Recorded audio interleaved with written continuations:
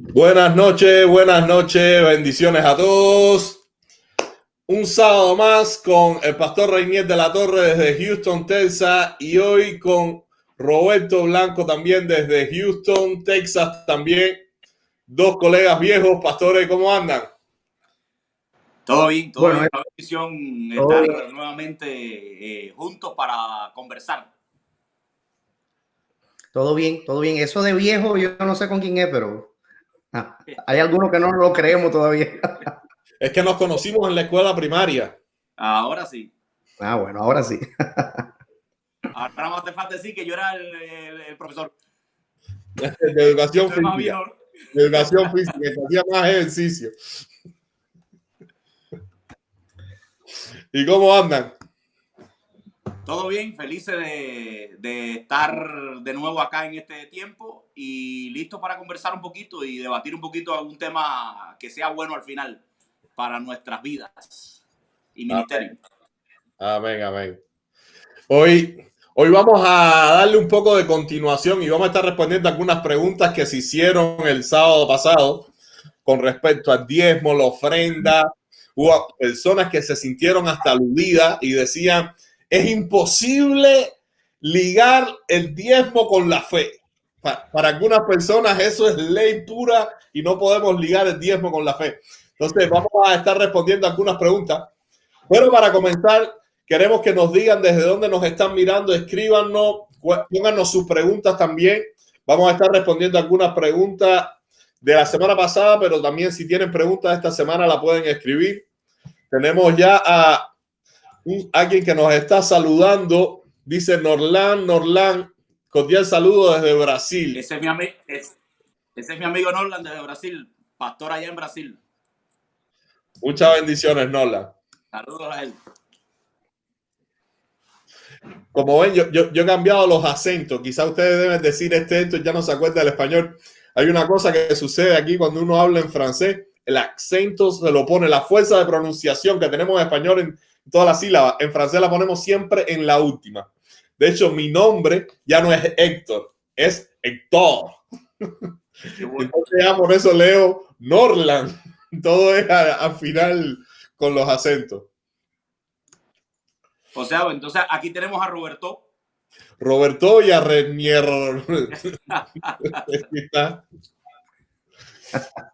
Gracias, Pastor Nolan. Gracias, mi hermano. Ahí me está saludando el pastor.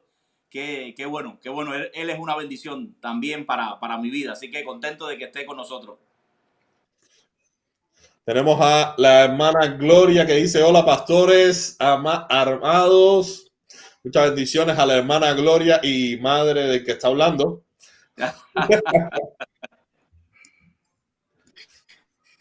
Tenemos a él. Aleluya, bendición, saludos y muchas bendiciones desde Sarasota, Florida. Wow, qué bien. Bendiciones a la gente de Florida. Uno de los jóvenes de allá de Cuba. Y queremos empezar hoy, como vamos a estar hablando un poco sobre diezmo, ofrendas, todo lo que tiene que ver evangelio de la prosperidad bíblica. Vamos a tener un arroz con mango, como decimos los cubanos, con respecto a lo que es la teología, la doctrina, la Biblia y el diezmo, todas estas cosas. Entonces, estábamos preguntando cómo empezar un tema que puede ser tan bíblico y a veces aburrido, una noche de sábado. Entonces decidimos hacerlo con una pregunta para ustedes. Queremos compartirles la foto de un carro y queremos primero que nos respondan si ustedes creen que este carro puede ser el carro de un pastor. Después que nos respondan si este carro puede ser el carro de un pastor, queremos que adivinen de quién es. Si es el auto de Reinier, de Roberto o el carro mío. Entonces, le vamos a dar solo unos minuticos. Como es un carro bien bonito, descapotable, que en nuestro país si lo usas tienes que tener dos porque en invierno no lo puedes usar, se te llena de nieve adentro. Entonces, como estamos con respecto a eso, díganos, ¿qué ustedes creen? ¿Un pastor podría tener un auto así? Tenemos a Usmar que dice, calurosos saludos desde Venezuela, muchas bendiciones para ustedes. Bendiciones a todos. Entonces nadie escribe, están temerosos. Yo creo que se asustaron. No seas abusador con la gente. Dile la verdad, ese carro no lo hemos visto ninguno de nosotros tres, excepto en foto. De hecho, yo es la primera vez que lo veo ahora en la foto esa. No seas abusador. Yo nunca lo he soñado un carro así, quisiera, pero lo encontramos en Google en realidad. No es el carro de ningún pastor, pero yo creo que lo podría tener. Ok. Entonces vamos a comenzar con las preguntas y con las respuestas. Yo creo que estuvo bien interesante lo del carro. De hecho, los que creen que lo podemos tener, empiecen a orar ya por eso, para ver si logramos llegar a tenerlo. Y de él está diciendo que él piensa que sí, que por qué no. Esa es una buena pregunta. Interesante. Esa es buena. Es interesante saber que mientras más comprometido está una persona, para que usted vea, ya para abrir debate. Y él es un cristiano comprometido, un cristiano ya de años en el evangelio. Yo lo conocí en Cuba. Mientras más comprometido está un cristiano, mientras más cerca está de Dios, mientras más involucrado en la iglesia, menos se detiene en estas cosas que ahora no estamos hablando si son buenas o malas, o si un pastor debería tenerlo o no. Eso podemos decirlo después. Pero menos cuenta le echa esas cosas. Y es interesante saber que la mayor crítica y la mayor oposición y el berrinche, para decirlo con palabras más grandes, lo dan aquellos que en definitiva ni están, ni creen, ni dan, ni vienen, ni hacen nada. Es sencillamente el deseo de criticar, ¿verdad? Aquí también hay quien dice, bueno, y los que no tenemos carro. Ahora.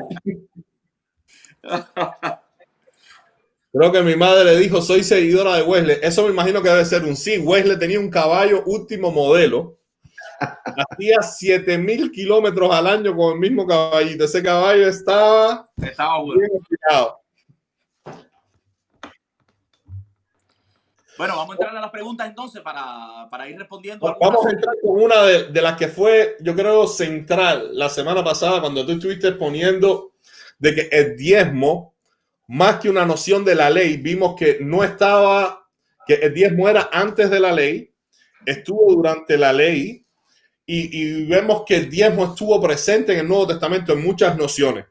Y aclaramos que era una noción que estaba más relacionada con la fe que con la ley. Alguien nos escribió y dijo, la fe no pasa por el diezmo.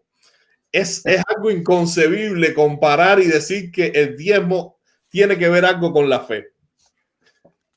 Y eso lo dijeron viendo el video, no fue alguien quien lo escribió después, fue alguien que vio el video y dice, todavía no me cabe en la cabeza creer que el diezmo sea una noción de fe. ¿Qué usted le respondería? Yo creo que quedó bastante claro, me parece. Yo estuve viendo el video la semana pasada y creo que quedó bastante claro cuando se habló acerca del ejemplo de Caín y Abel, de cómo ellos, como una forma de adorar a Dios y una forma de reconocimiento a Dios, trajeron de sus primicias para ofrecerle al Señor. Y como estaba diciendo Héctor, en nuestra opinión, el diezmo es más un principio que una ley. El diezmo nació primero como principio en el corazón de las personas antes de ser estipulado como ley para Israel.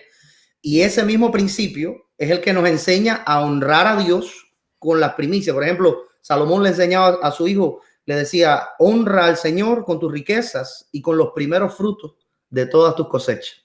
Es decir, no es tanto como que tienes que hacerlo por obligación, porque si no te va a agarrar el juicio de Dios, sino en primer lugar como un principio de adoración, un principio de gratitud, de reconocer que de lo recibido de las manos del Señor nosotros consagramos también una parte para Él, específicamente la primera parte, la más escogida, la más excelente. A mí me parece que quedó bastante claro eso el domingo pasado, con los ejemplos que se tocaron de Caín y Abel. Reinier, ¿qué tú le agregas a eso? Yo creo que me voy a aventurar un poquito. Quizás ese comentario parte de una pequeña confusión. Quizás, me estoy aventurando. y es que la persona, como la persona escucha que la ley se contrapone a la fe, o sea, son dos cosas diferentes, esa persona dice, bueno, el diezmo pertenece a la ley, ahora en la fe, no sé cómo juega una cosa con la otra. Ahora, pero eso son dos cosas diferentes. Una cosa es la fe necesaria para salvación, que es la que se contrapone a la ley. O sea, cuando se dice que la salvación no es por ley, sino por fe, se está diciendo la fe para salvación. Por supuesto que no tiene nada que ver el diezmo con eso. No tiene nada que ver con salvación, no tiene nada que ver con ganarse el favor de Dios, diezmando ni haciendo ninguna otra obra. Ahora, cuando decimos que el diezmo tiene que ver con la fe, es porque todo acto de dar tiene que ver con la fe, no es el diezmo. Todo acto de dar, todo lo que una persona dé a Dios, todo lo que una persona se desprenda, teniéndolo ya, poseyéndolo ya, se desprende de ello para honrar a Dios con ello y para que lo usen otras y se beneficien otras personas que no es él propiamente, eso es un acto de fe. Obviamente que está ligado a la fe, se necesita fe para hacerlo. Si no tiene fe, no tiene sentido. El que no tenga fe no lo hace.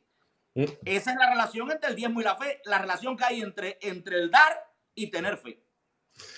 Yo iba un poco en la misma línea. Yo le iba a decir que la Biblia nos enseña, mas el justo por la fe vivirá. Claro. O sea, no es solo la fe que nos va a salvar, sino es todo lo que hacemos en la vida. Y cuando vemos Hebreo, el famoso capítulo que habla sobre la fe, la descripción es: por la fe taparon boca de leones. Exacto. Por la fe hicieron esto, por la fe hicieron lo otro, por la fe diezmaron, por la fe somos capaces de hacer todo lo que hacemos. Un creyente lo hace a través de la fe. Por la fe dieron a Dios. Vaya, quita la palabra diezmo si la gente le sale urticaria con ella.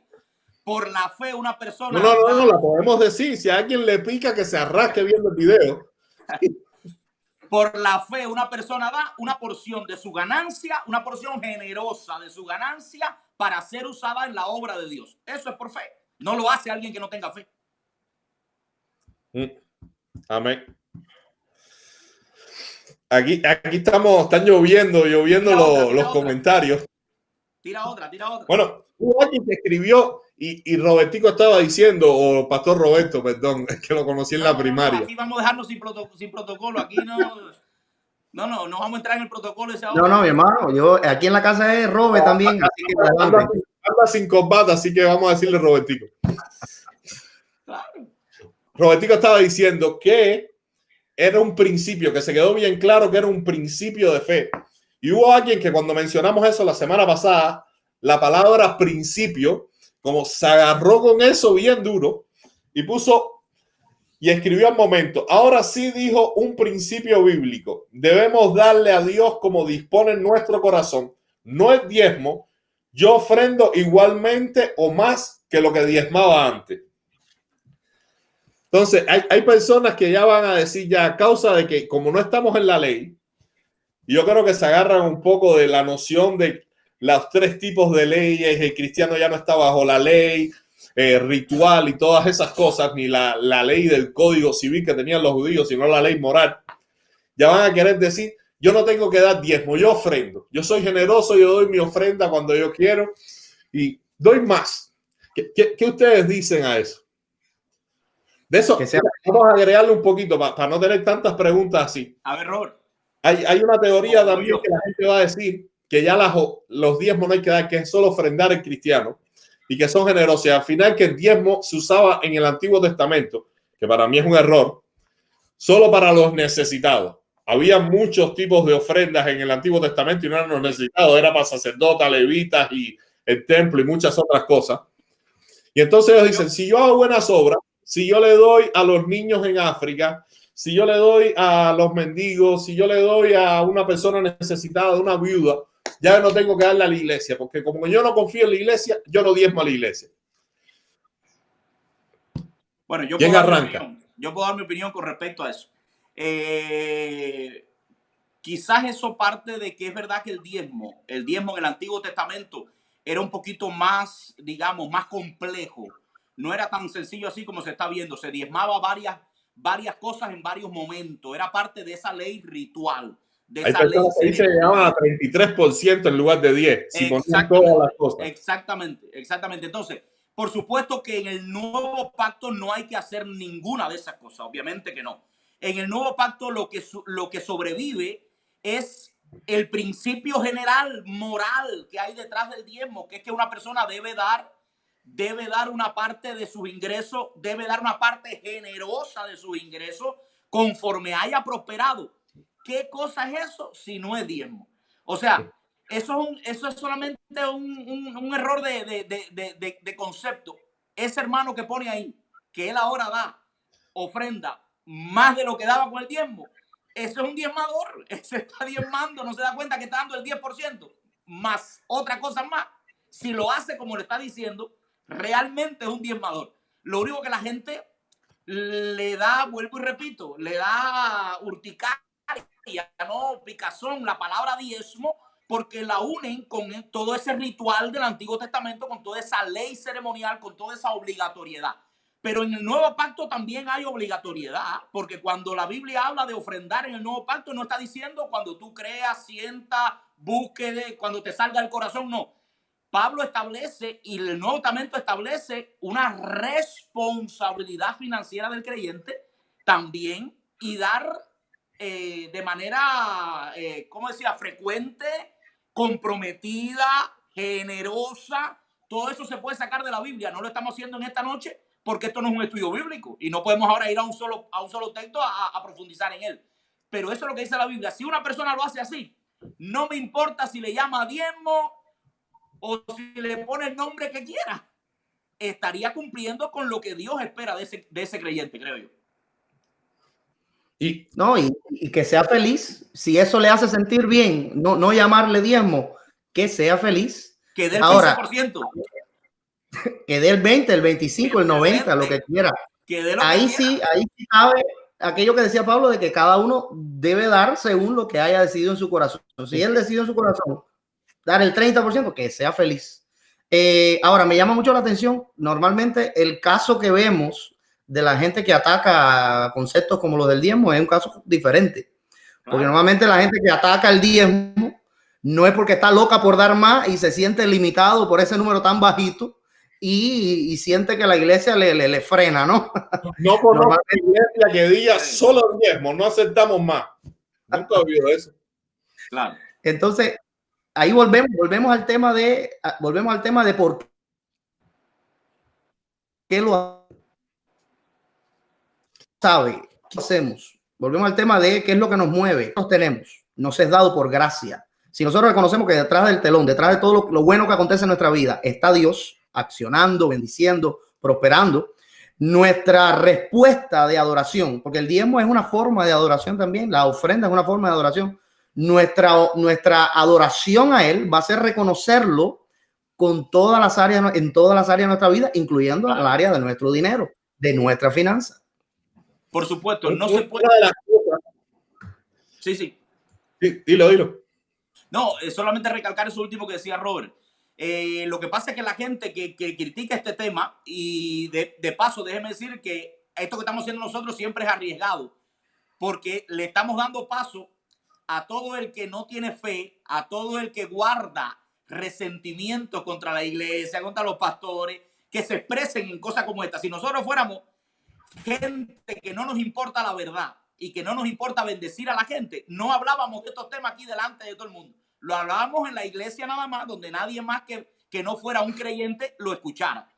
El hecho de que estamos hablándolo aquí, frente aquí a todo el mundo que lo quiera oír en las redes sociales, arriesgándonos a que la gente nos diga todo lo que le dé la gana de decir, el que tiene razón y no, el que piensa y no, el que tiene 4 dedos de frente, el que tiene 1,5 o medio, porque todo el mundo habla aquí, habla muy bien de que nuestra condición y nuestro deseo es que la gente sea bendecida con un tema que no tiene que ver con mayordomía, como yo decía el sábado anterior solamente, tiene que ver con el corazón, porque si una persona honra a Dios con todo, incluyendo sus finanzas. Es imposible que un área tan importante como la finanza, que está conectada al corazón, porque dice Dios que donde está tu tesoro, ahí estará tu corazón, sea la única área que Dios diga, hónrame en todo menos en eso. No me des nada a mí de tu finanza. Hónrame en todo lo demás, pero no me honre con tu finanza ni con tu corazón. Imposible. Mira, una de las cosas que quería mencionar con respecto a esto es porque hay personas que quizás por malas experiencias que han tenido en sus iglesias, malos manejos de la economía en sus iglesias, dicen, yo quiero saber a dónde va mi diezmo, yo quiero usar el diezmo como yo quiero y todas esas cosas. Y al final el diezmo es para los pobres. El diezmo es para los pobres. Y yo creo que hay un error grande ahí, y voy a mencionar algunos textos que me sé de memoria, y ustedes si tienen otros los agregan o pueden argumentar de eso. Pablo, cuando dice cada día de la semana, está hablando de una ofrenda específica para Jerusalén. O sea, no es la ofrenda que se recogía en las iglesias para las viudas o para los pobres, era para los pobres de Jerusalén, que había habido una crisis. Segundo, Pablo también enseña en una de sus cartas y dice, todo aquel que es enseñado en la palabra, haga partícipe de toda obra buena al que lo enseña. ¿De qué está hablando? Los ancianos que enseñan sean dignos de doble honor. Eso, como no habla de salario exacto y nosotros no entendemos el contexto, muchas veces le pasamos por arriba y no escuchamos que Pablo está diciendo, sostengan a las personas que enseñan en sus iglesias, en sus congregaciones locales. Y pensamos que nada más las ofrendas era da de corazón y envíalo para Jerusalén, las ofrendas para Jerusalén. Algunos ya que caen en el legalismo incluso de mandar ofrendas hoy en día a Jerusalén para la construcción del próximo templo, que en eso no vamos a entrar hoy porque si no hacemos vigilia, pero bueno. Mira, yo quería decir que en estos días yo estuve hablando un poquito acerca de este tema en Instagram, y cierta persona, creo que alguien de fe, me escribió diciendo, porque bueno, este es un tema que siempre va a crear debate, siempre va a crear opiniones encontradas, y ahí usted va a oír, a mí me han dicho de todo ahí en los comentarios de ese video, pero me interesó dejarlos activos para saber un poquito cómo piensa la gente, cómo piensa la iglesia y cómo piensa, que ya tenemos una idea, ¿no? Pero alguien de la iglesia me decía, estos temas no, me parece que sea muy bueno tratarlo por las redes sociales, sino que deberían ser reservados solo para la iglesia local, porque hay mucha gente que no los entiende. Y me recuerdo que yo le respondí, y yo le respondí en ese momento y le dije, mira, precisamente por causa de la gran necesidad que hay de aclarar un tema como este, porque mucha gente tiene preconceptos por causa de los excesos que realmente en ocasiones se ven por ahí, y hay mucha gente que ha tenido hasta malas experiencias en lugares que ha ido y ha salido allí con la sensación de que todo lo que le interesaba al pastor era su lana y lo que le podía dar, y que no había verdaderamente un interés espiritual, un interés en la salud espiritual de esa persona. Y entonces, por causa de eso, mucha gente ya viene con esas ideas ya preconcebidas, y cualquier cosa que se habla de este tema siempre desemboca en lo mismo. Los pastores son unos ladrones, el dinero se lo gastan ellos y cosas como esta. Yo le decía, es muy importante crear este debate, crear esta conversación para aclarar, para traer el equilibrio que necesita este tema. Así que a mí me parece que sería interesante, porque estábamos hablando de que es arriesgado, y es verdad, pero sería interesante de que gente que piense diferente a nosotros y que tenga otros es decir, conceptos negativos acerca de este tema, entraran en el chat y comenzáramos a contestar algunas preguntas, porque yo creo que una conversación como esta puede traer mucha luz con relación a lo que es tener un ministerio saludable en todos los sentidos, incluyendo la finanza. Yo voy a aportar un detallito ahí que trae un poquito, que es algo diferente. O sea, voy a no estar 100% de acuerdo, ¿no? con eso que se está diciendo. A ver, si me preguntaran a mí, yo creo que la razón para nosotros hablar de este tema en redes sociales es porque este tema es un tema más del evangelio. Sencillamente. Claro. O sea, yo no aspiro a que con esta conversación, ni con 60 conversaciones como esta, ni con 300, nosotros logremos aclararle la mente a aquellos que no quieren tener la mente aclarada con respecto a esto. Porque sencillamente, si uno ve las respuestas de alguna gente, y no por el de eso anterior, porque el de eso anterior las respuestas fueron muy educadas y muy buenas, pero yo he visto por ahí a otros pastores y otros lugares donde la gente responde hasta con rabia, con saña dentro del corazón. Vaya usted a saber por qué. A lo mejor malas experiencias que han tenido. Entonces, No creo que nuestra responsabilidad sea aclararle la mente a la gente, sobre todo a aquellos que no quieren tener la mente clara. Nuestra responsabilidad es hablar de todo el consejo de Dios, como diría Pablo. Y el dinero y la finanza y el honrar a Dios con nuestras finanzas personales cae dentro de ese consejo de Dios. Entonces tenemos que hablarlo, tenemos que predicarlo, tenemos que enseñarlo, como mismo enseñamos todos los demás temas de los cuales hablamos durante el año: matrimonio, familia, crianza, hijos, responsabilidad intelectual, iglesia, evangelio, salvación, todo, santidad, todo lo predicamos también de eso. Ahora, sabemos que cuando prediquemos de eso, vamos a cosechar unas respuestas que a veces no son justas. Bueno, es parte del precio que tenemos que pagar. Pero prefiero pagar ese precio a yo autocensurarme, censurarme a mí mismo de no predicar una parte del consejo de Dios porque hay 2 o 3 que no les va a gustar y que van a reaccionar con rabia. Bueno, ese es su problema. Como diría la salmista Celia Cruz, que le echa azúcar. Sí, exactamente. Porque la noción y siguiendo la línea un poco, yo creo que es más que parte del evangelio.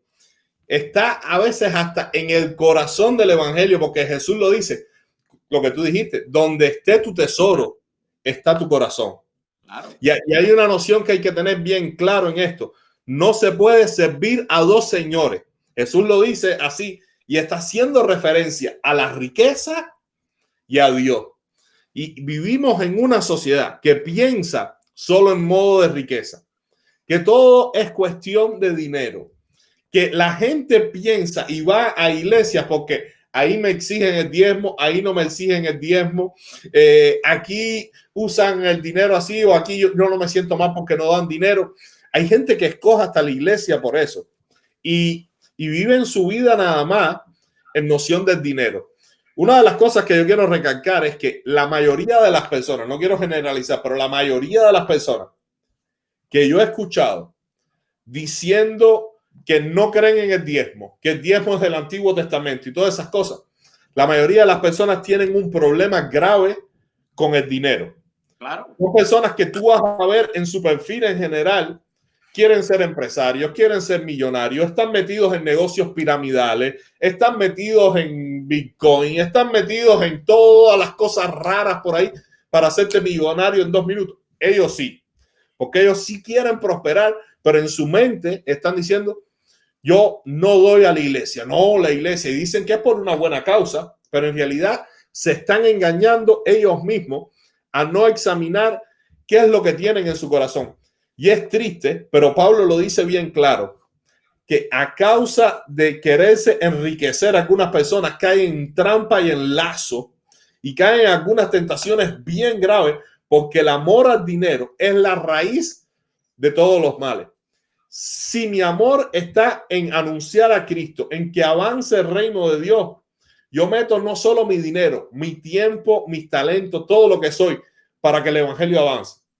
Pero si mi deseo está en yo tener mi imperio, en yo tener mi empresa, en yo tener mi riqueza, yo voy a cambiar hasta la teología con tal de no ofrendar. Y una de las cosas que a mí me enciende, y voy a estar contento hoy porque es sábado por la noche, es que la gente son rápidos para juzgar. Cuando tienen su corazón, ellos te juzgan según lo que ellos tienen. Si ellos quieren ser ricos, si ellos serían capaces hasta de robar, te van a decir: este pastor roba, este no sé qué más. Y nunca han venido a preguntarme, a mí, por ejemplo, ¿cuál es tu salario? ¿De dónde viene tu diezmo? A mí nadie me ha preguntado, nadie sabe cuál es mi historia. Bueno, creo que alguien lo preguntó ahí en el chat, o creo que eso fue lo que quiso decir. Yo leí un comentario ahí que me parecía que eso fue en el anterior, estoy hablando. En el anterior. Sí.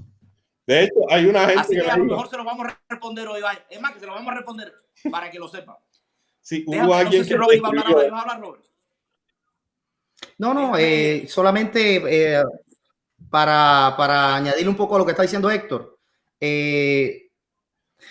Si tiene problemas con el diezmo por causa de no entender el principio que está detrás del diezmo o del 15 o del 20 o de lo que tú quieras dar, otro de los problemas grandes que puede existir es no entender la responsabilidad que cada miembro de la iglesia tiene de llevar adelante la obra de Dios.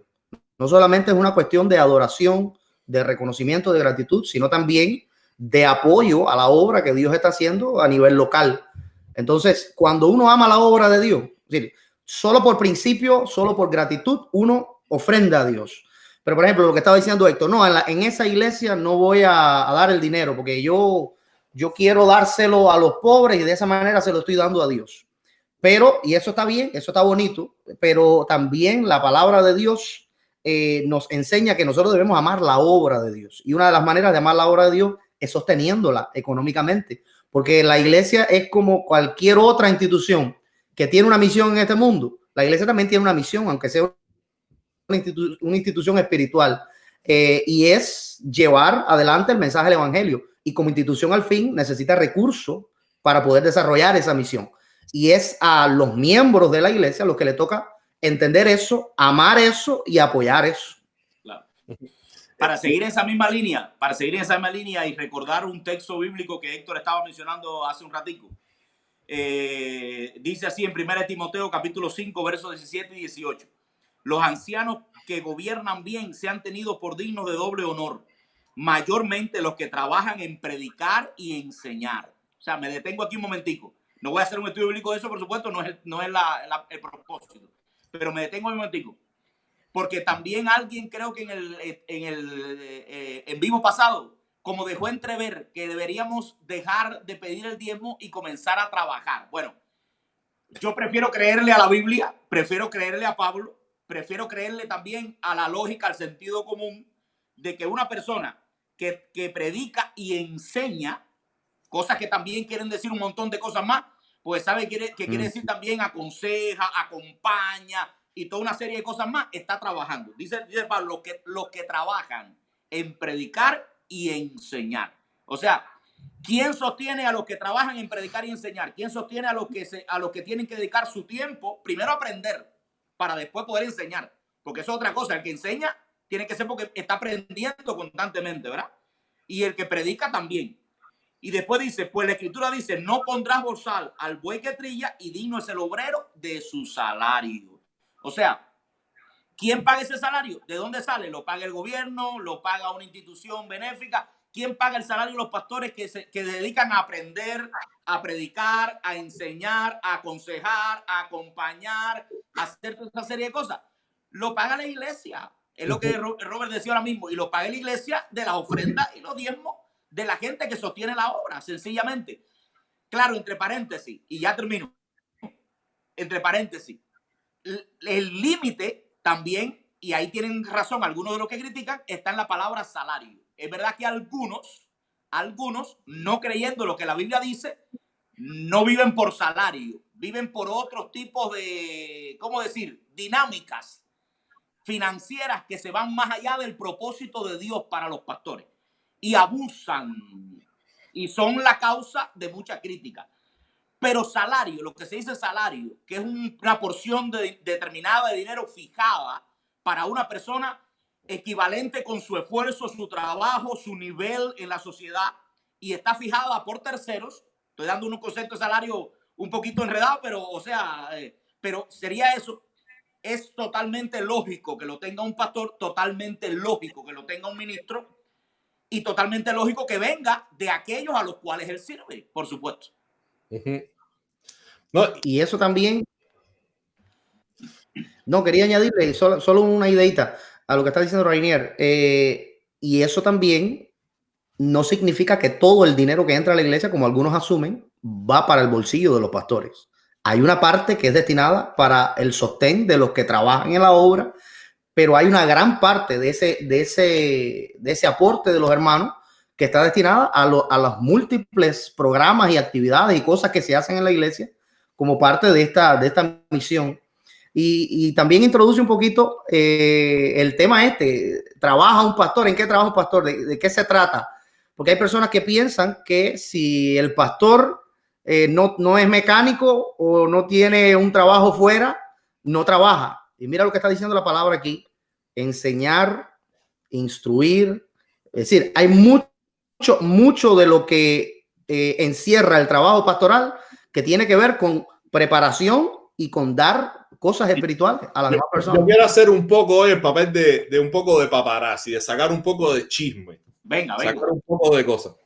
Porque la gente nos está viendo, está diciendo, esta gente, toda su vida, viviendo del dinero, se la pasan jugando PlayStation por la mañana y después hablan cualquier cosa de la Biblia por la noche.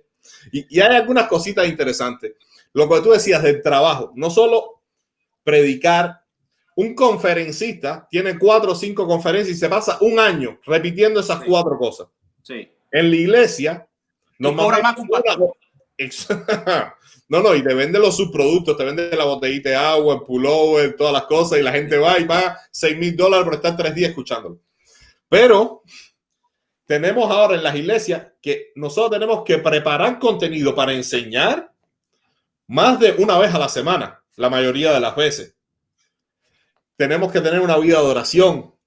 Tenemos que estar dando consejería a la gente. La gente no te llama nada más para hacer fiesta y pina a comer carne asada con tostones.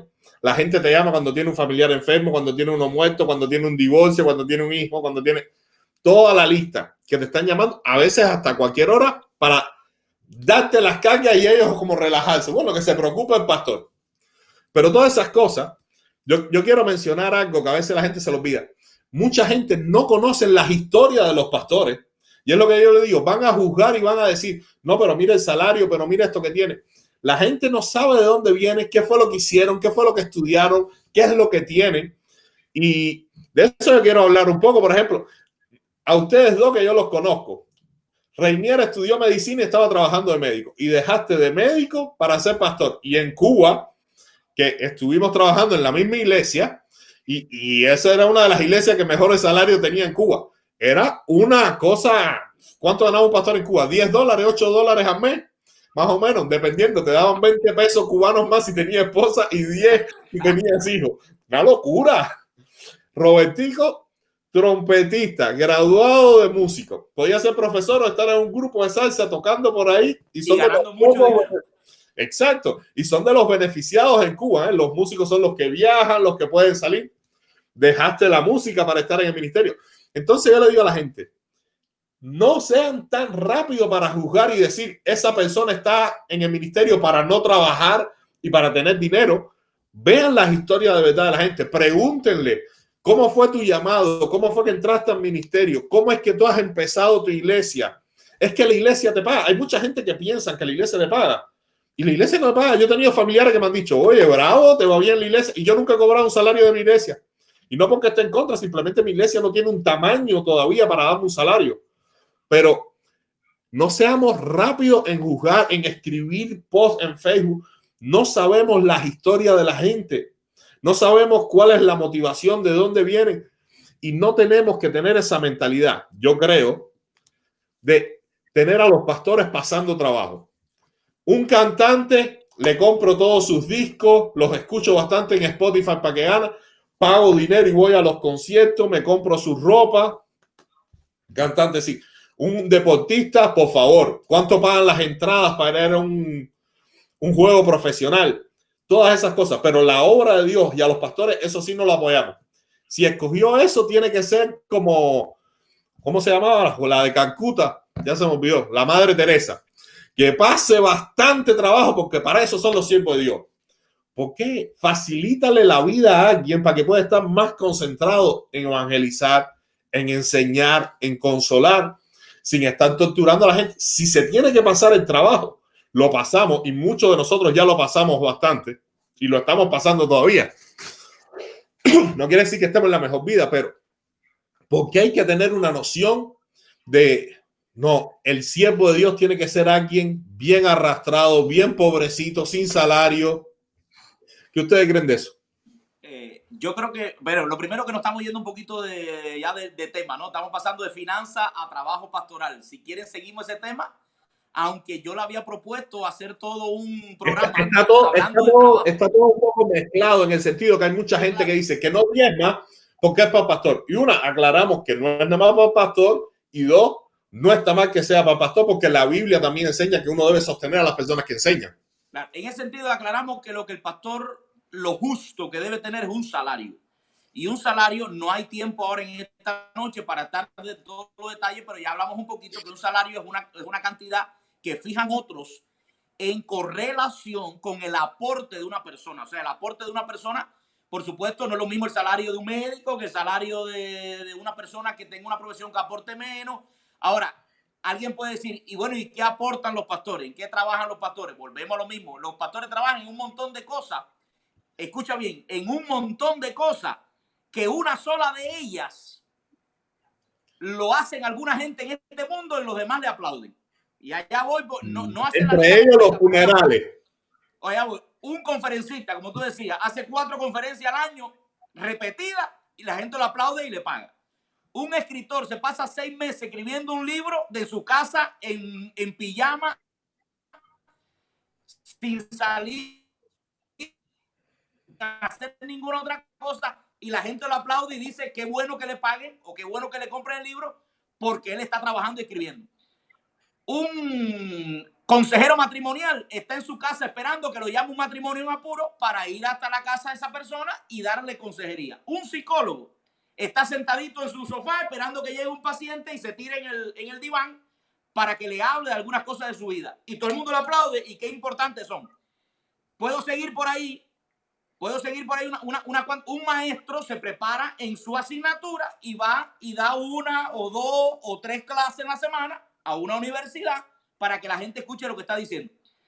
Si la persona supiera lo que hace un pastor hace todo eso posiblemente en una sola semana. En una misma semana da una conferencia, da un sermón, da un estudio bíblico, atiende a un matrimonio que está en problemas, da consejería a un niño que está en dificultades, ora por una persona, hace de capellán en un hospital. Hace un montón de cosas que a los ojos, por supuesto, de alguien que no tenga fe, a los ojos de alguien que está predispuesto contra el evangelio, contra Dios y contra la iglesia, son basura. Pero a los ojos de alguien que sí entiende lo que es el evangelio, que sí ama a Dios y que sí entiende lo importante que es el cuidado emocional y espiritual de una persona, se asombraría la cantidad de cosas que puede hacer. Yo creo que conforme al aporte de esas personas, debe tener un salario. Los que, vuelvo y repito, los que se van más allá del salario e inventan otras cosas, otras dinámicas financieras para enriquecerse, para estafar, para lo que sea. Bueno, ese es su problema, tendrán que darle cuenta a Dios. Pero ya ese es otro tema aparte. No es este tema de en qué trabajan los pastores y qué deben cobrar y de quién deben cobrar. No, y mira esto, tú mencionas psicólogos y toda esa gente, conferencistas y todo. Toda esa gente se preparó, estudió, leyó bastante para poder llegar a ese nivel. Porque hay otras personas que no cogen ese camino y simplemente hacen otros trabajos. Claro. Pero aquí, por ejemplo, en Canadá, las universidades tienen el mismo precio.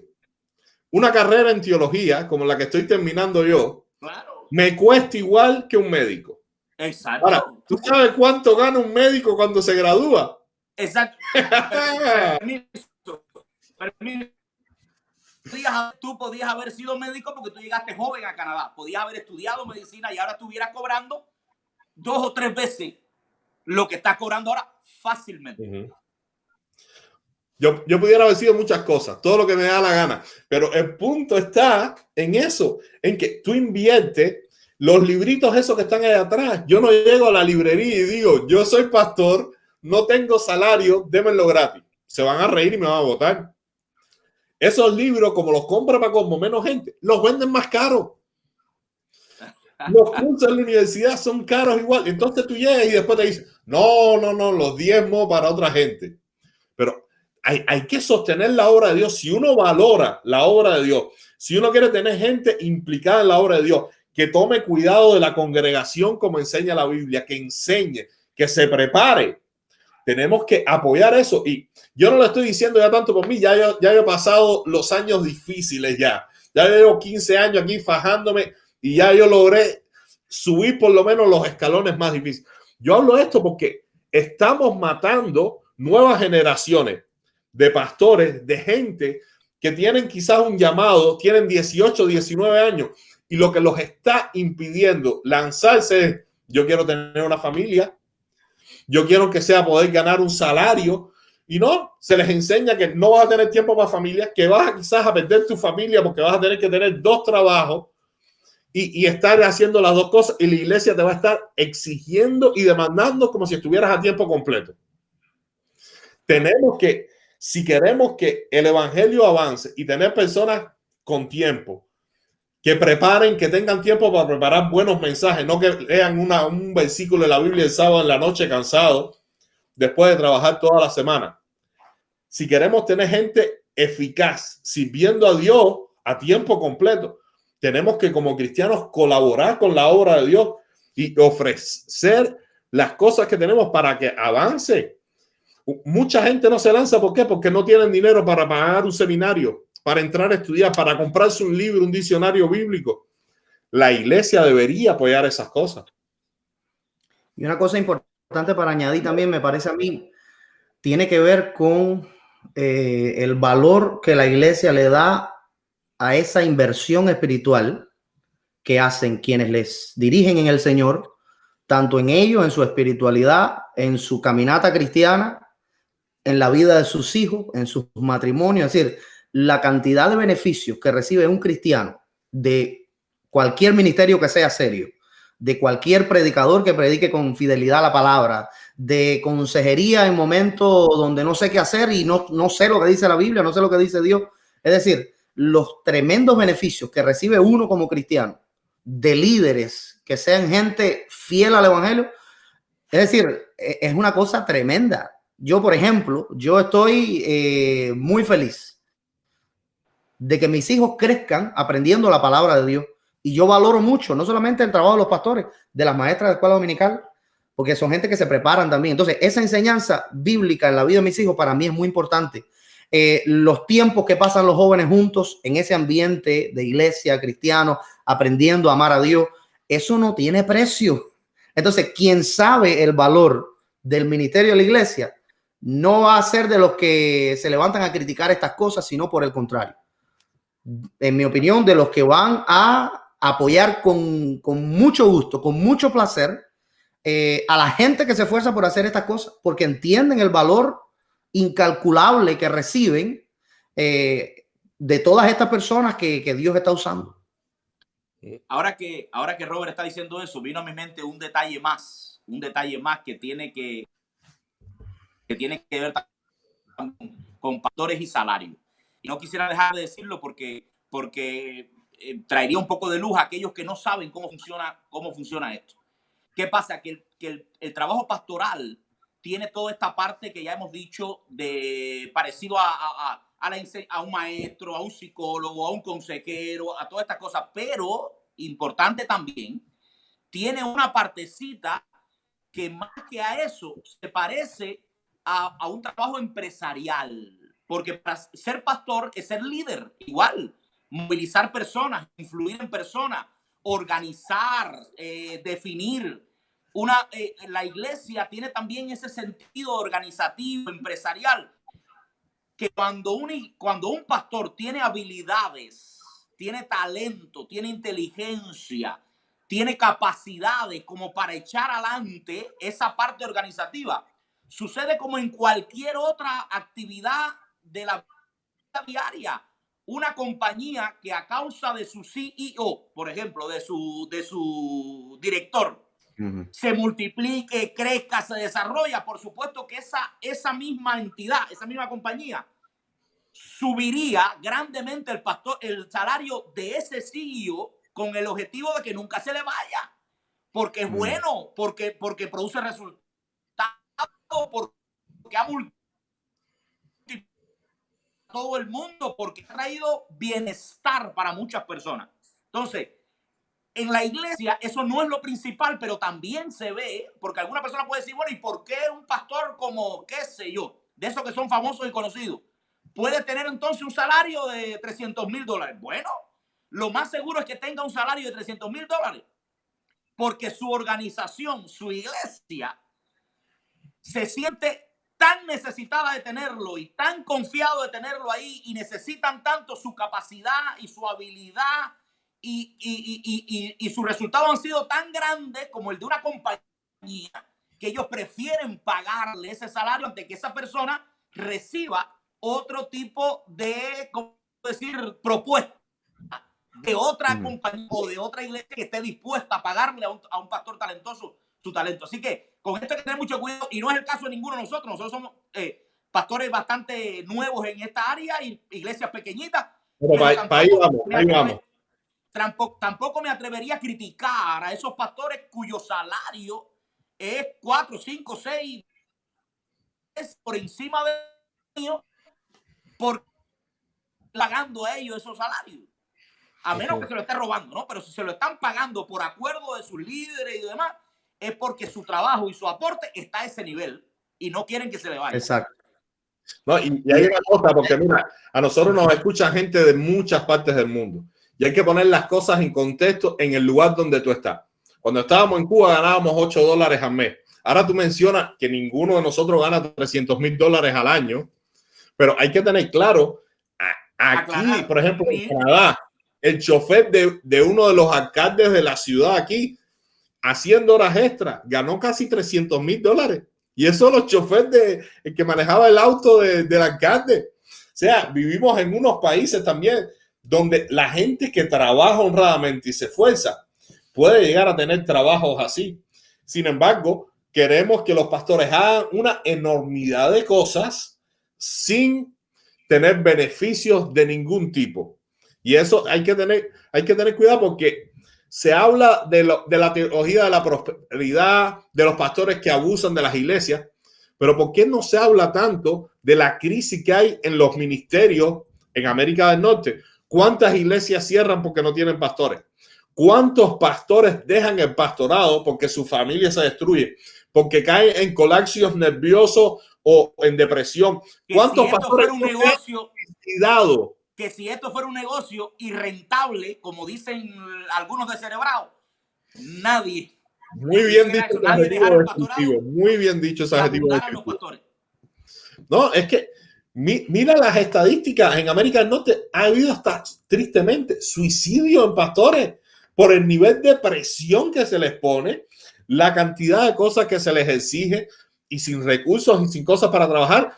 Y todo esto porque vivimos en una sociedad donde no se aprecia la espiritualidad, no se aprecia el cristianismo. Estamos viviendo en sociedades laicas donde somos capaces de pagarle a un TikToker miles de dólares y nos ponemos a darle like, pero aún siendo cristianos no somos capaces de soportar ni a los ministros de nuestras iglesias. ¿Qué le parece si volvemos a la pregunta para no redundar tanto en este tema? En definitiva, yo creo que esto está claro ya en nuestra posición. Vamos allá. ¿Hay alguna más? Hubo alguien que dijo, ¿a quién tengo que diezmarle? Ya no entiendo, soy nuevo en la iglesia de Cristo. Bueno, a su iglesia, en su iglesia, por supuesto. Como hablamos hace un momento, como hablamos hace un ratico, si una persona dice que en su iglesia se maneja mal el dinero, el diezmo, que sé yo, esa persona, su problema entonces no es en el área de la finanza, su problema es con la iglesia. Tiene otro problema, tiene un problema con escoger iglesia, o tiene un problema con la iglesia donde va. O sea, ya ese es otro enfoque. Pero si se hace bien, se maneja transparentemente, que hay un montón de iglesias y pastores que manejan finanzas transparentemente, pero montón. Son la inmensa mayoría quien lo hace. Lo que pasa es que el mito del pastor que roba, el mito del pastor que se enriquece, le conviene sostenerlo a aquellos que no les conviene diezmar, aquellos que quieren tener su conciencia tranquilita, que no honran a Dios, no buscan a Dios, no le creen a Dios y se calman internamente, que cuando se dicen a sí mismos que no lo hacen porque es un descaro, o sea, están haciendo una proyección de sí mismos.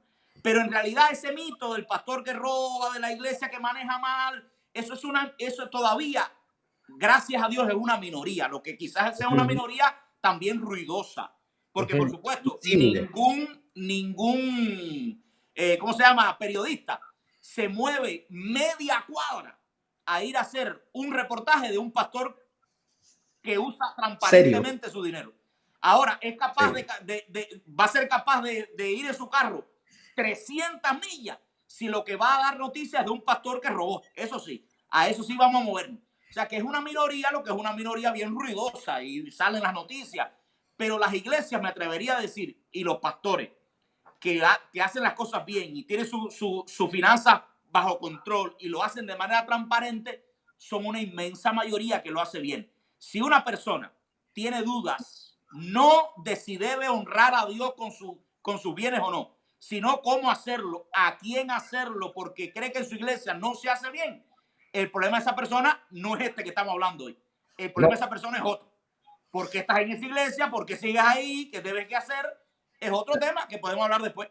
Es lo que yo dije la semana pasada. Si tú estás en una iglesia que se está usando mal el dinero y que tú no eres capaz de diezmar, sal de ahí simplemente.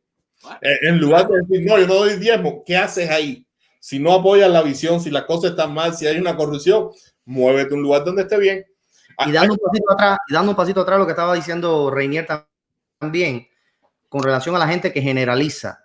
A mí me da la impresión entonces que por colocarse uno en esa posición de generalizar y meter a todo el mundo en el mismo saco, responde a una de dos cosas: o eres ignorante o eres hipócrita. Claro. O eres ignorante porque no tienes ni la menor idea de que esto que estamos hablando aquí, de que la gran mayoría de los ministerios son serios y manejan sus finanzas de manera seria, o eres hipócrita porque te estás escudando en eso para entonces no hacer tú. No lo reconoce. Lo sabe, pero no lo quiere hacer, entonces estás buscando una justificación. Entonces, no le conviene a una persona quedarse en esa posición del que generaliza y habla de todos los pastores como si fueran idénticamente iguales, específicamente en el sentido negativo, porque normalmente en el sentido positivo tú no lo oyes mucho. Es que, a ver, y perdónenme por ser tan agresivo en lo que estoy, las cosas. Dale. Pero es que esa posición es tan tonta, como si ahora nosotros dijéramos que si los pastores somos un grupo total y todos robamos. Entonces, hay otro grupo, los que no son pastores. Bueno, ¿cómo es el manejo financiero de todos aquellos que no son pastores? Son honrados, son transparentes. Aquí vivimos en un mundo, todos los pastores son los del problema, todos los demás que no son pastores, qué honrados son y qué bien manejan su dinero. Nadie te estafa, nadie te roba, no hay compañía telefónica que te robe, no hay médico que te robe, aquí no hay nadie que te haga nada. O sea, si vamos a generalizar fuera de los pastores, hay un millón de gente que son ladrones, pero a mí no se me ocurriría decir que todo el mundo roba, no se me ocurriría decir que todo el mundo hace las cosas igual. O sea, ahí coincido perfectamente con Robert. Si una persona se da el lujo de generalizar, o es muy ignorante o es muy hipócrita. Alguna de las dos cosas. Hay una pregunta aquí que dice: el problema es cuando el pastor se cree el dueño del dinero de los fieles, porque en tiempo de los apóstoles todos colaboraban, ofrendando, algunos vendían propiedades y la traían a los pies de los apóstoles y se repartía cada uno según sus necesidades. Esta última práctica no se practica en los pastores modernos. Y tienes razón. Sí se practica. En un montón de iglesias se practica. Las iglesias que, vuelvo y repito, tienen un manejo transparente del dinero, que tienen instituciones o organismos o grupos o departamentos, como le llame, separado del pastor, que son los que contabilizan, cuentan y llevan el manejo. Y aunque el pastor sea la voz cantante en definir la visión y los gastos de la iglesia, no es el dueño del dinero. O sea, claro, otra persona lo administra. Y se usa en las tres cosas mismas que se usaban en el Antiguo Testamento. ¿En qué se usaba el diezmo en el Antiguo Testamento? Número uno, los levitas. O sea, los profesionales, diríamos, que van a estar sirviendo en eso y necesitan apoyo. Sea pastores, copastores, ministros de diferentes cosas. Número dos, en las fiestas religiosas se usaba en el Antiguo Testamento. El equivalente ahora en la iglesia, ¿qué sería? Las actividades, los programas. Presupuesto operativo de la iglesia. La iglesia necesita un presupuesto operativo para hacer cosas, todos los programas, todas las cosas que hace. Y número tres, en el Antiguo Testamento usaba que para los pobres, o sea, para ayudar a las personas. Hay iglesias, montón de ellas también, que tienen excelentes programas dentro y fuera de los Estados Unidos y en el mundo entero. Iglesias que tienen excelentes programas de misioneros, de ayuda, de miles de cosas más. O sea, eso que está diciendo ella, o esa persona, o ese hermano, no sé quién será, tiene mucha razón en el principio. En el final, no. Que dice que esto los pastores no lo saben. Bueno, no lo saben algunos pastores, que son dueños de sus iglesias, o que arman una cosa rara ahí, ellos solos, que no le dan cuenta a nadie, y no se están sujetos a ninguna persona. Pero la inmensa mayoría, repito, de los pastores de la iglesia sí lo saben, y por eso tienen mecanismos financieros que toman control de ellos y que usan el dinero básicamente en esas tres cosas. Los profesionales del evangelio, la gente que tiene que cobrar para hacer su trabajo, que tenga que ver con niños, adolescentes, jóvenes, adultos, que tenga que ver con todo. Es el presupuesto operativo de la iglesia. Y número 3, la ayuda a los pobres, a los niños, a los hambrientos, a las misiones, a lo que sea. Y también, además de eso, con relación al comentario, o no sé si fue otro comentario anterior, que si el pastor es el dueño del dinero de la iglesia, normalmente el pastor casi nunca tiene acceso ni contacto con el dinero que llega a la iglesia, es decir, salvo para administrarlo. Bueno, algunos, sí. Yo diría que en iglesias que tienen una cultura financiera transparente, sí, de rendición de cuentas, normalmente no es el pastor únicamente, el que toma las decisiones con relación al dinero. Normalmente hay un grupo de personas que están para ayudarle a ver, porque la iglesia es un organismo que necesita fortalecerse en muchas áreas. Y por ejemplo, ya aplicando al trabajo local, la finanza, el pastor no es el único que decide y el único que dice para dónde va el dinero. Hay personas que trabajan junto con el pastor para muchas veces hasta aconsejarle, muchas veces para decirle. Discúlpame, Robert, un momentico, entre paréntesis, pero ¿qué es lo que estás diciendo? Volvemos al mismo punto. Este es otro tema. Lo que esa persona está diciendo es otro tema. ¿Qué haces tú dentro de una iglesia donde el pastor es el dueño de las finanzas, es el dueño de todo, decide todo, hace todo, no cuenta con nadie y hace lo que le haga su dinero? O sea, el problema no es financiero, el problema es que tú te estás metiendo en donde no debes estar metido. Pero tú sabes, a veces sucede hasta que es el estilo de la iglesia lo que lleva a eso, porque la gente prefiere, porque no me ocupo, ya no doy, el pastor es que lo hace todo y yo no hago nada. Porque las iglesias como las que está describiendo Roberto, es bien diferente. Hay personas que se ocupan de la finanza, ¿por qué? Porque están implicados, porque dan de su tiempo o reciben un salario por planificar el presupuesto, hacer las estrategias, ver toda la contabilidad. Pero si no hay gente comprometida en la obra, en hacer esas cosas, no se avanza para nada. Hay una de las cosas que la gente usa mucho, y yo quiero mencionar esto porque hay gente que dice, el apóstol Pablo nunca recogió ofrenda ni diezmo, haciendo mención sobre todo a lo que Pablo dice que trabajó haciendo capa. Pero es como que no se han leído todo el Nuevo Testamento. Es como que no han leído toda la historia de Pablo, donde Pablo dice que fue sostenido por las iglesias de Macedonia, donde Pablo escribe a los romanos pidiendo ofrenda para ir a España a predicar.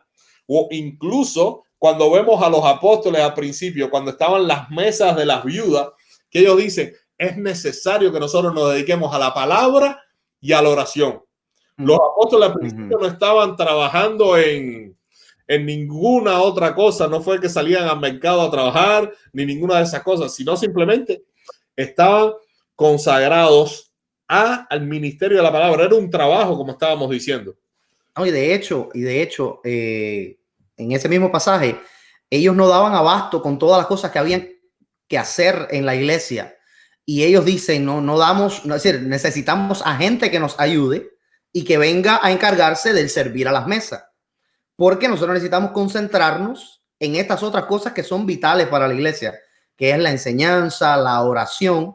Mira tú qué interesante. La oración es parte del trabajo de un pastor. La lectura es parte del trabajo de un pastor. Su tiempo devocional es parte, y de preparación de mensajes es parte del trabajo de un pastor. Y muchas veces este tipo de cositas no se ven tanto, porque la gente lo que quiere es ver cosas relacionadas a veces únicamente con servicio social. ¿Ok? Atender a los pobres es parte importante del ministerio, pero también prepararte espiritualmente para alimentar espiritualmente a la gente, que es una cosa trabajosísima. Yo no sé si a ti te pasa, pero yo me paso horas para hacer para crear un mensaje.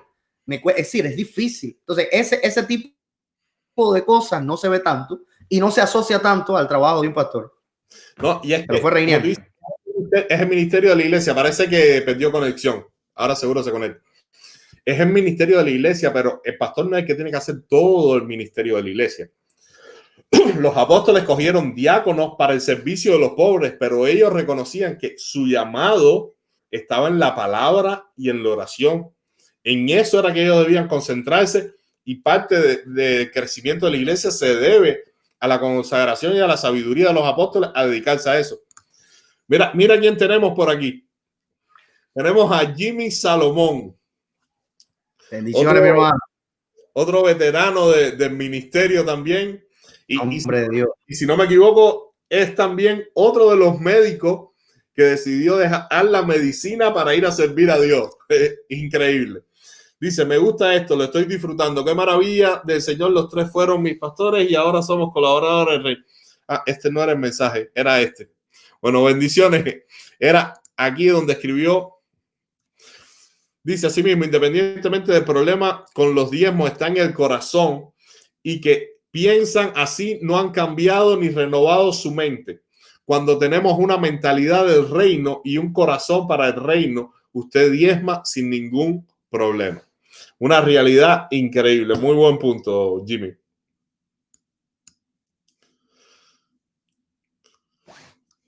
Te perdí el audio. Ya, mira, a ver, habla ahora.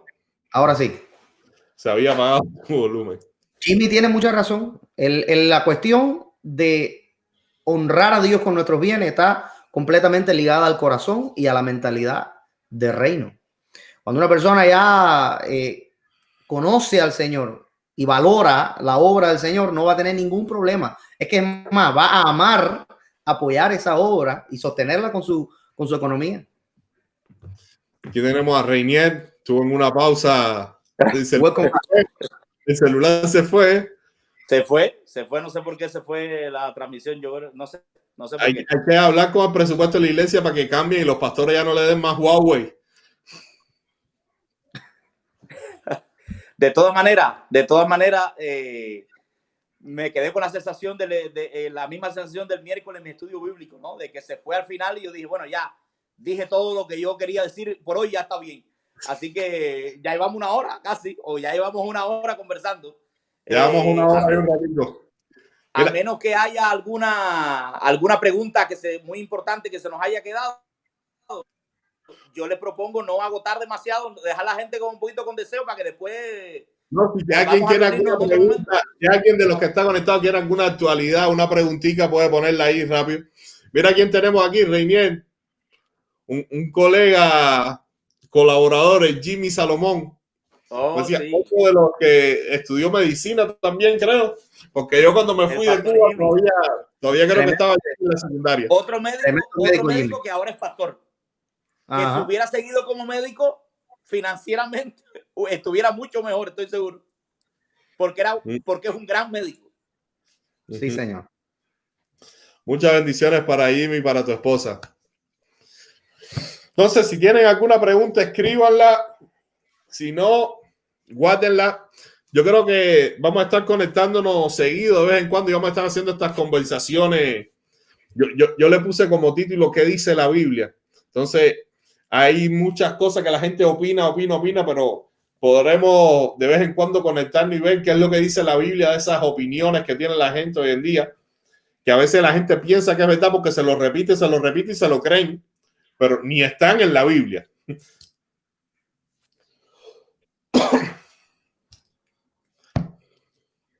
Ok, bueno. ¿Quedaba alguna otra pregunta o vamos terminando por hoy entonces? No, yo ya leí todas las preguntas. No sé si alguien escribe alguna o si alguno de ustedes quiere aclarar algo más. ¿Ya lo que dice? No. Está bien. Está bien, o sea, está bien por hoy. Solo recordar algo que tú mencionabas hace un tiempo atrás. Este tema es tan apasionante y este tema es tan polémico y este tema despierta tantas pasiones porque en ningún otro lugar de la Biblia Jesús le dio a ninguna otra cosa el título de Señor. O sea, es interesante eso. Cuando Jesús dijo, no pueden servir a dos señores, estaba dándole a la riqueza el título de Señor. Aclaro, no es que Jesús pensara que la riqueza era un Dios. Es que Jesús estaba diciendo que nosotros hacemos de la riqueza un Dios. que nosotros Creo elevamos que mencionen esa parte el nombre del Dios de la riqueza, exacto, Mamón. Exacto. Nosotros elevamos a la riqueza, elevamos al dinero al nivel de dioses o a nivel de Señor, ¿no? Y por eso es que despierta tanta polémica, porque una persona o está sirviendo a Jesús o está sirviendo a la riqueza. Y entonces los que están sirviendo a la riqueza muchas veces no pueden entender desde lejos qué significa servir a Jesús por encima de la riqueza. Ellos no lo entienden. No. Y como no lo entienden, sacan sus conclusiones. Así mismo. Hay gente que vive teniendo las riquezas como Señor y hay gente que vive considerando las riquezas como un servidor de sus propósitos para honrar a su verdadero Señor que es Jesús. Entonces, yo creo que esa es una buena conclusión, para que recordemos siempre, no servimos a la riqueza, no servimos al dinero, servimos al Señor, y el dinero es una herramienta más. Exacto. Que Dios nos provee para bendición, pero una de las áreas con las que no podemos dejar de honrar a Dios, porque honramos a Dios con toda nuestra manera de vivir, incluyendo el área financiera, por supuesto. Exacto.